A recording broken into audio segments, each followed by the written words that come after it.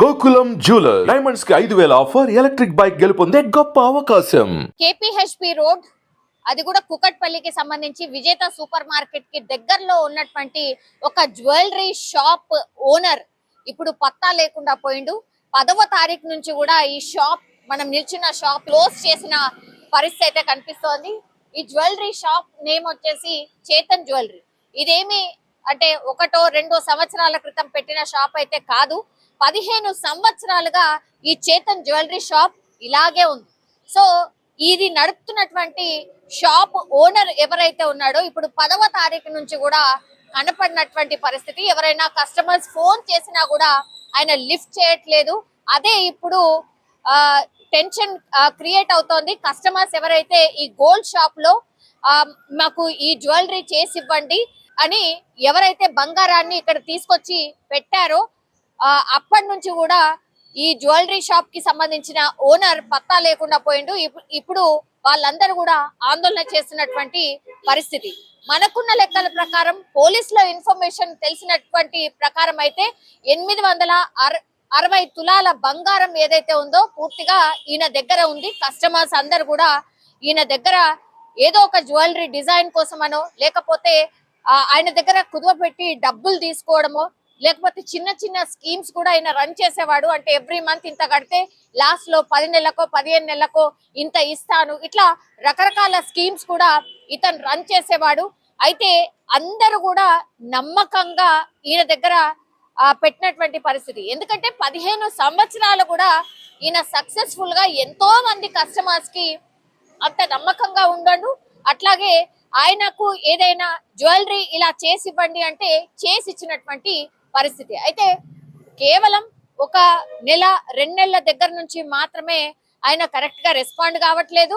And ఒకవేళ 4-5 రోజుల్లో లేకపోతే 10 రోజులలో డెలివరీ చేసేస్తాను మీ ఆర్నమెంట్ అన్నవాడు ఇంకా 10 రోజులు కావాలి, ఇంకా 20 రోజులు కావాలి, ఇట్లా పోస్ట్ పోన్ చేస్తూ వస్తున్నాడు అనేది కూడా పూర్తిగా ఇక్కడ ఉన్నటువంటి కస్టమర్స్ ఎవరైతే ఉన్నారో, ఈయన జ్యువెలరీ షాప్ కి సంబంధించిన కస్టమర్స్ వాళ్ళు చెప్తున్నటువంటి పరిస్థితి మనం చూడొచ్చు. ఈ షాప్ పూర్తిగా క్లోజ్ ఉన్నటువంటి పరిస్థితి. అంటే దగ్గర ఒక 10 కోట్ల రూపాయల వరకు బంగారం తీసుకొని పరారైనట్టుగా ప్రస్తుతం అయితే చెప్తూ ఉన్నారు.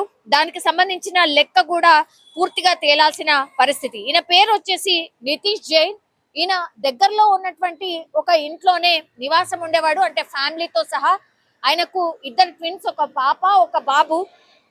ఇప్పుడు సమ్మర్ హాలిడేస్ కాబట్టి వాళ్ళ వైఫ్ కూడా ఇక్కడ లేదు. అంటే రాజస్థాన్ లో వాళ్ళ నేటివ్ ప్లేస్.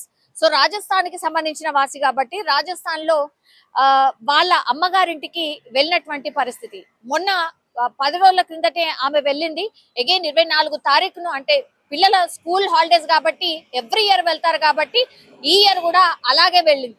అయితే ఇక్కడ ఏంటంటే వైఫ్ అండ్ హస్బెండ్ వాళ్ళ ఫ్యామిలీ మొత్తం మిస్సింగ్ అనేది, అంటే పూర్తిగా వాళ్ళతోని పరారైపోయిండు అనేటువంటిది వార్త పెద్ద ఎత్తున ప్రచారం అయితే జరుగుతోంది. కానీ కాదు, వాళ్ళ వైఫ్ కి కూడా తెలియనటువంటి పరిస్థితి. ఇప్పుడు ఆమె కన్నీరు మిన్నీరుగా విలపిస్తున్నటువంటి సిచ్యువేషన్ అయితే కనిపిస్తోంది. ఆమెకి ఆ ఊరికి వెళ్ళిన తర్వాత ఆమెకు ఒక 2 రోజుల తర్వాత కాల్ చేసి చెప్పాడట నితీష్ జైన్, నేను ఇంకా నీకు డైవర్స్ ఇచ్చేస్తాను, మన బిజినెస్ లో చాలా పెద్ద ఎత్తున లాస్ వచ్చింది కాబట్టి నేను అవన్నిటిని తీర్చలేను, సో నేను ఫర్దర్ గా అసలు బతుకుంటానో లేనో కూడా తెలియనటువంటి పరిస్థితి, నీకు కూడా తెలుసు సిచ్యువేషన్ అని అంటే కూడా వాళ్ళ వైఫ్ చెప్పిందట, మీరు అట్లాంటి పిచ్చి డిసిషన్స్ దయచేసి తీసుకోవద్దు, ఏదున్నా లాస్ ఉన్నా ఏదున్నా సరే నేను మీతో పాటే ఉంటాను, మీకు 2 పిల్లలు, వాళ్ళని అనాథలు చేయొద్దు అని వేడుకున్నటువంటి పరిస్థితి. ఆ రోజు నుంచి కూడా వాళ్ళ హస్బెండ్ అసలు ఫోనే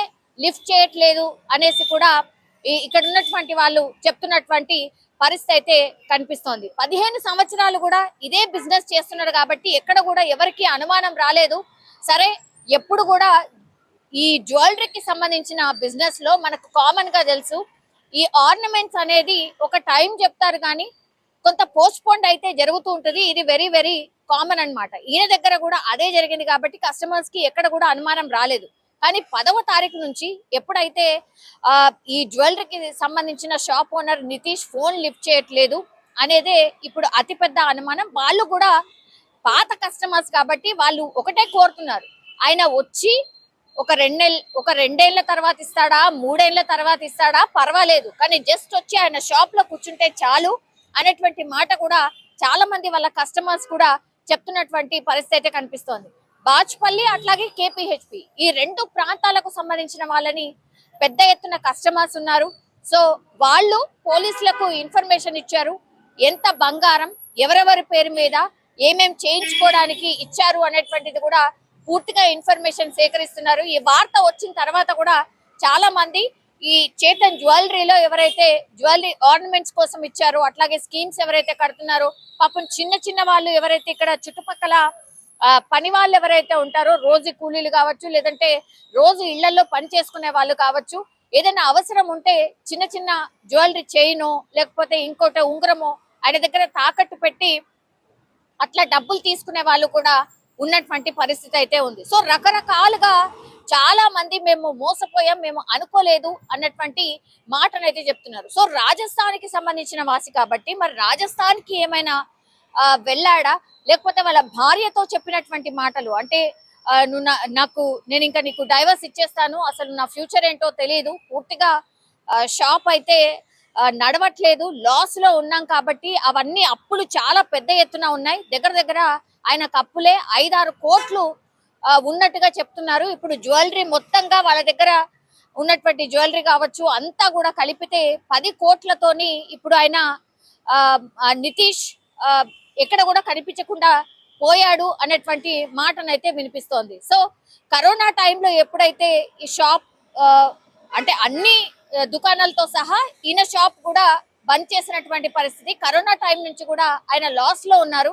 ఇక్కడ అపార్ట్మెంట్ ఉండింది, 1.5 కోటి వచ్చిందట, ఇంకో షాప్ కూడా ఓన్ షాప్ ఉండింది, దానికి 45 లక్షలు వచ్చాయట.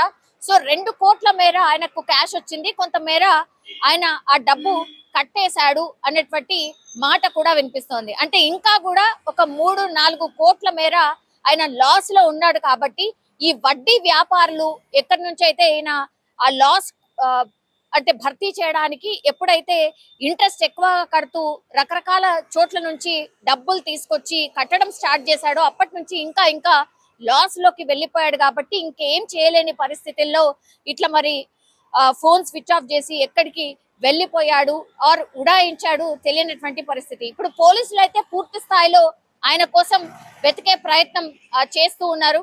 నితీష్ జైన్ ఈయన 15 సంవత్సరాల నుంచి ఈ ప్లేస్ లోనే వ్యాపారం చేస్తున్నాడు కాబట్టి అందరూ కూడా నమ్మకమైనటువంటి కస్టమర్సే ఉన్నారు, వాళ్ళు కూడా కొంత వెయిట్ చేస్తాము అన్నటువంటి మాట చెప్తున్నారు. అటు చూస్తేనేమో ఫ్యామిలీని కూడా పట్టించుకోకుండా ఈయన మాత్రమే ఎటు వెళ్ళిపోయాడో తెలియనటువంటి సిచ్యువేషన్ ఉంది అనేసి పోలీసులు అయితే చెప్తున్నారు. సో రకరకాల కంప్లైంట్స్ వస్తున్నాయి. ఇక్కడ ఉన్నటువంటి షాప్ వాళ్ళని చాలా మంది, ఇక్కడ ఉన్నటువంటి కస్టమర్స్ చాలా మంది అడిగి వెళ్తున్నారట. వాళ్ళు కూడా ఒకటే చెప్తున్నారు, మీకేమైనా ఇచ్చేది ఉంటే మాత్రం పోలీస్ స్టేషన్ లో వెళ్ళి కంప్లైంట్ చేయండి.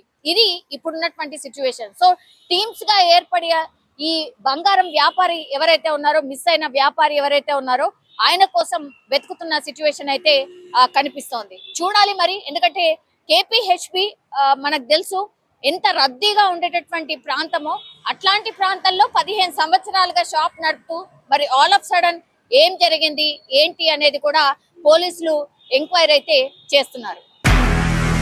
నిజంగా ప్రస్తుతం ఉన్నటువంటి సమాజం దేనికి ప్రయారిటీ ఇస్తుంది? ఆర్థిక సంబంధాల చుట్టూ మాత్రమే తిరుగుతుంది. మళ్ళీ ఎన్నికలంగానే చాలా విరక్తి కలుగుతాను. మంచి అనిపిస్తుంది కదా, లేడీస్ కూడా ఛాలెంజింగ్ జాబ్స్ చేసినప్పుడు చాలా బాగుంటది. ట్రాఫిక్ అసిస్టెంట్స్ గా నియమించిన ట్రాన్స్జెండర్స్ అందరితో సాల్యూట్ చేయించుకుంటున్నారు. ఫుడ్ డెలివరీ ఇవ్వటానికి వెళ్ళినటువంటి డెలివరీ బాయ్ అనిల్ పై కళ్ళ ముందు